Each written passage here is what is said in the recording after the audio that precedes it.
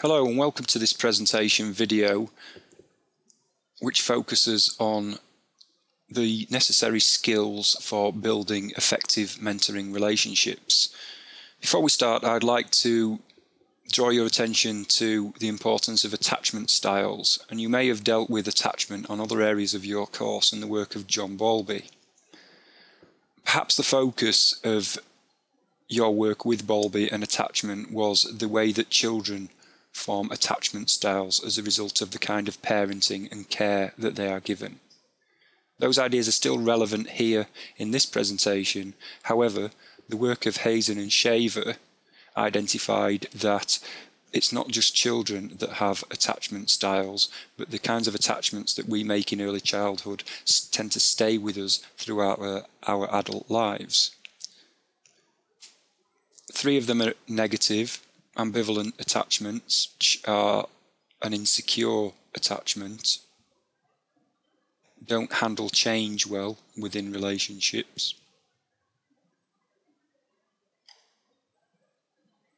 Avoidant attachments, the clue there is in the name that these people tend to avoid getting into relationships of any kind, and you might think how worrying this would be within a mentoring relationship when the mentor does not seem to be interested in the relationship or is not emotionally available to discuss problems as they occur for the mentee.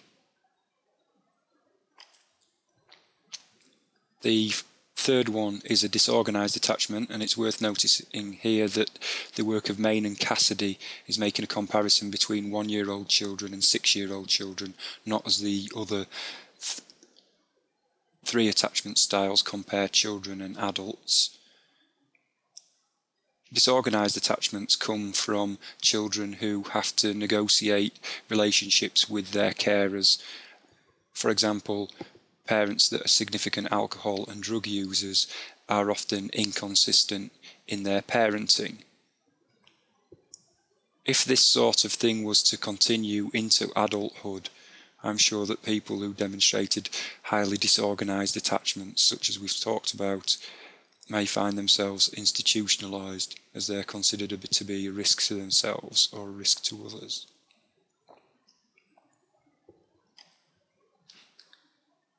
The positive attachment style is deemed to be a secure attachment, and as adults, and we might swap this word for our purposes as for mentors, we must have trusting and lasting relationships, would tend to have good self-esteem, comfortable with sharing feelings with friends and partners, or some of the feelings that emerge with the mentee. And also this final point, point 4, seek out social support, in that to have a secure attachment does not mean that you are unreliant on people or others around you, but a sign of a secure attachment is knowing when to seek out support, and a view that there is nothing wrong with finding help and support from others. Simplistically, if you like, game theory has come up with these 4 dyads. Within any social encounter, each social encounter may end in one of these conclusions: a win-lose conclusion, a lose-win conclusion, a lose-lose conclusion, or a win-win conclusion. Very briefly, a win-lose conclusion may be when a party goes to fight within our adversarial court system. Each side is attempting to win and force the other side to lose. People who are fearful of entering into any kind of interaction may come from a lose-win position, believing that they are going to lose at the expense of the other side winning. A situation in which no one gets anything of benefit from the relationship or interaction is the lose-lose dyad, and the preferable position is the win-win position. And the win-win position doesn't mean that both sides get exactly the same thing from the interaction, but the interaction is complementary in that both sides feel like they've gotten something from the interaction.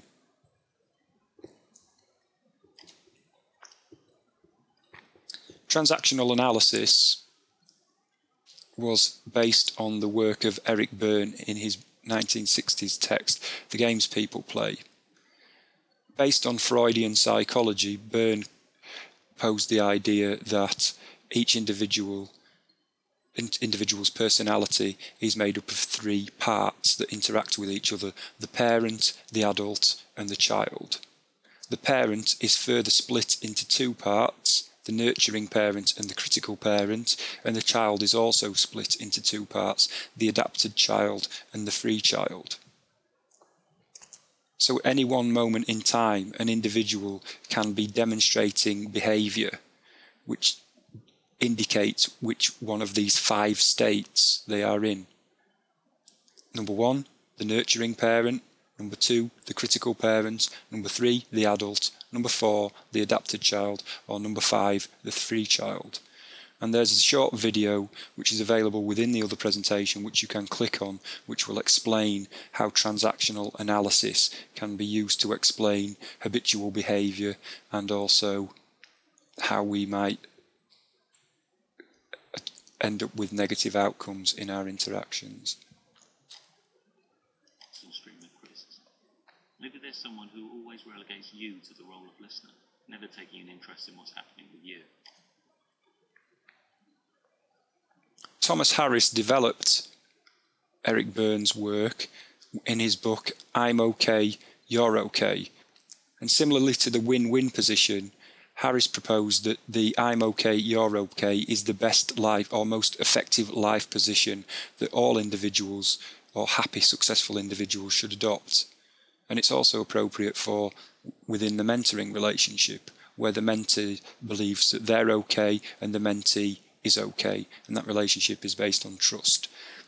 Harris goes on to say that the initial life position that human beings have as children and babies is the I'm not okay, you're okay position, and this is based on the relationship that children have with their parents. Children in the I'm not okay position are aware that they are dependent on their parent for the parent meeting their needs, and hence the parent is seen as omnipotent and all-providing, the you're okay position. The child that frequently does not get its needs met moves into the second position statement, which is I'm not okay, you're not okay. I'm not okay because I'm not having my needs met, and you're not okay for meeting them, and you should be. However, an individual cannot tolerate that position for a long period of time and will move into the third position, which is the I'm okay, you're not okay position. Now, this might seem preferable at first glance, a bit sort of like the win-lose pairing. I'm okay, win, you're not okay, lose. It might seem like that.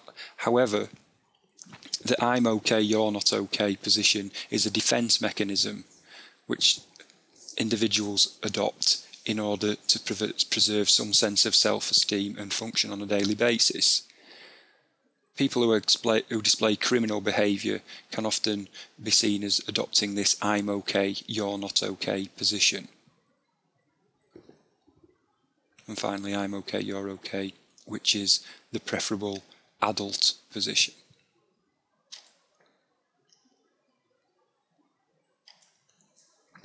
We could have done a flip chart exercise to unpick some of the barriers to communication, but I've provided them there for you. These barriers to communication will be key to you answering the question as it regards to what contributes to an unhelpful mentoring relationship and what can a mentor do about these things. One of the things that is necessary in a constructive mentoring relationship is effective or active listening.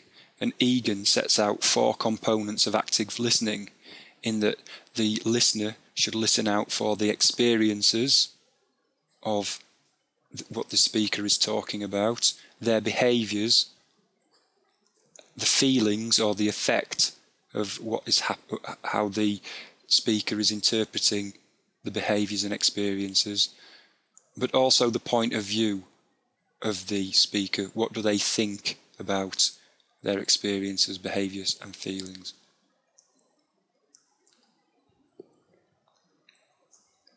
As well as listening to individuals to help them to tell their story and find out how best to help them, it might also be necessary to ask active questions.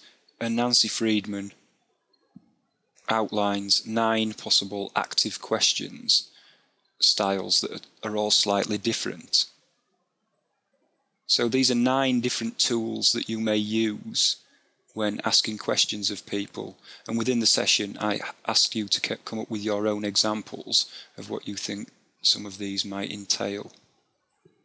So rather than just a single questioning style, which we might rely on over heavily, Friedman gives us 9 possible tools which might be more effective in some situations than others.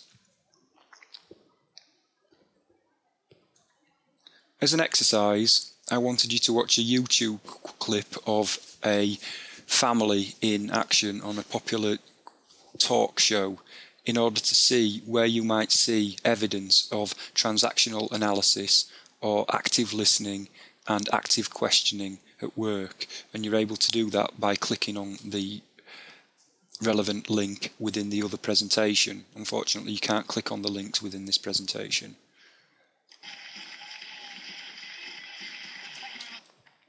So, to summarise the main points of this presentation, we have not covered non-verbal communication such as body language in this session. There is a wealth of research into this area which I recommend that you read, as awareness of one's own body language and interpreting the body language of others is key in the communication and engagement process of mentors with mentees.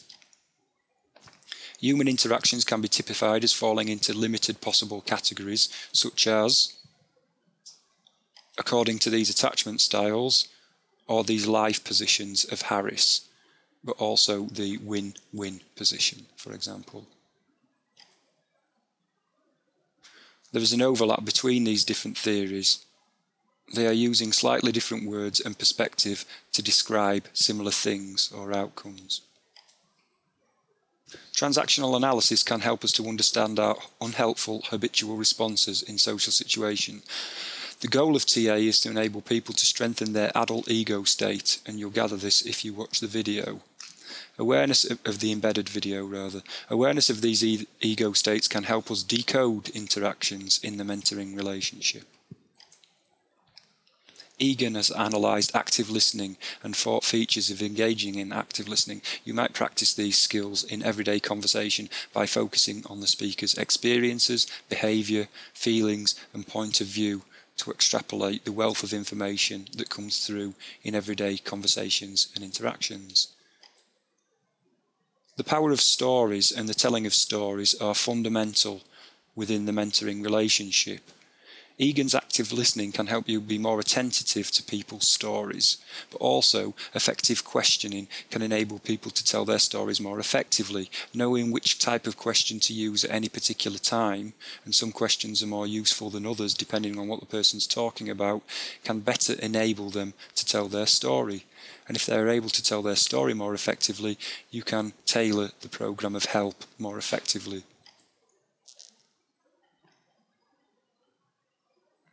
Do you tend to use one type of questioning over the other types? Might you develop another style? You might try these out in social situations.